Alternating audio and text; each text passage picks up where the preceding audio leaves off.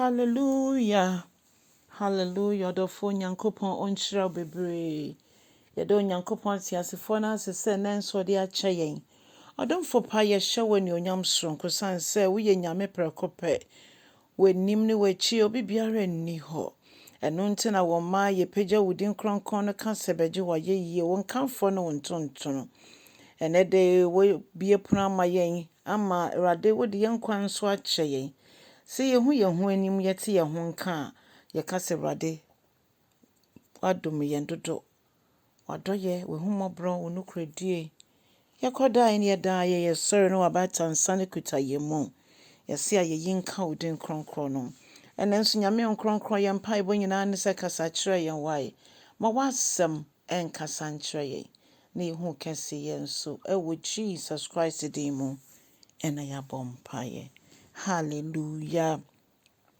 Odofo me ma wakwa ba nenso de bauti ase sendwumedie yi so na yafa yakenkan nsem no efi Mateo asempatinsia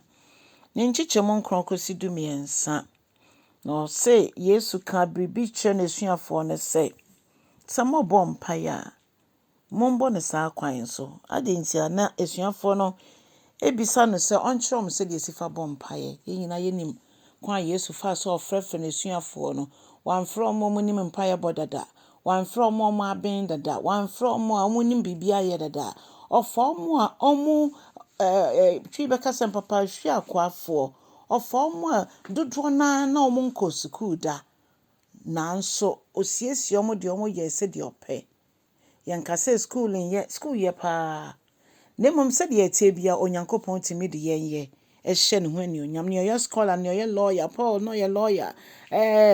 look no mo mucho look so ye doctor ne nipa bebria onyankopon efa omoso ade bible no to a ene yenso so yenyam adesua no ebi ye doctor for bi ye adesua for ebi so ankosko so oyusi obi a pepepepepepe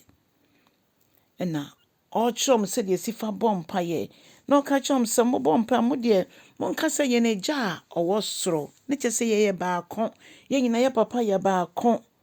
odin hu ente ene nyame din ededa nipa nu mo de ye ne omope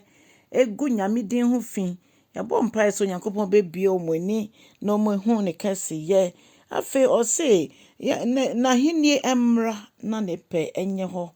e wa asase so sedia etie ewo soro ennede na yehu nyama ekoso nkola ne mpeni nyina obuo bie ni ho emma mpenimfo enkola temi eyeye mpenimfo sedia omope enkola temi ye bibia bi mpenimfo bebresu nya good examples mama free erade hu ye mobo no ma ne pe enye ho emfemma yen sedia ne pe tie wo soro no eno ena yesua twerɛsɛm na kyerɛkyerɛ ya eno ena nkronkron moa ye ne ntimi mfanye adwuma afi oma ye daade aduane na ode enfom so kya yen o se yen ye de becha ono nso de becha yen nti se ye bi se nyame so mfa nkya yen yen hwe se de akya yen yankasa ye ho e de akya yen nuanso no nyankopon enso e de akya yen o se rade ji ye fi nsohwemu enedue onyankopon yi yen emfi nsohwemu osefo agine tuo bi a wahyehyɛ sɛ opese ye mu bi eto na amunemu de Yesu Kristo di mu ye twemu prekope nyame ti asefo ye mpaebo ne sɛ ji yen fi ensohwa hodo mu ne emma wani onyam na edi ne begu wudi ho fi de rade peguma yen for your name's sake lead us through the paths of righteousness erade for ye fatin ne kwan no so why wudi nti erade wuyi efi nsohwemu no na woji efi osefo na ginetu mu erade wo na henie nyina tumi nyina eni onyam nyina ya wodia wodi hene da wenim ni wechi obi biara ni ho wo ye nyame prekope wo ne nia wo ne eno nti erade ye mpaebo ni se erade be na adom ama ye hu keseye na ye hu meni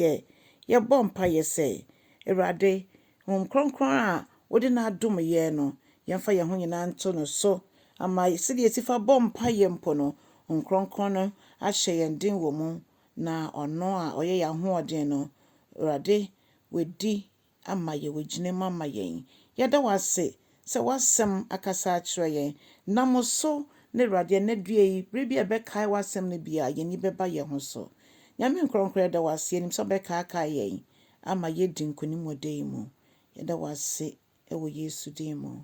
Amen. Ɔdɔfoɔ yɛ ɔsɛmpakani adwuma kyɛ asɛm yi unsubscribe nso abɔ mmɔden na yɛ ne saa na Onyankopɔn nso obɛhyira wo. Akra yira enti moma yɛntena ase. Onyame yɛ ɔkɛseɛ. Amen.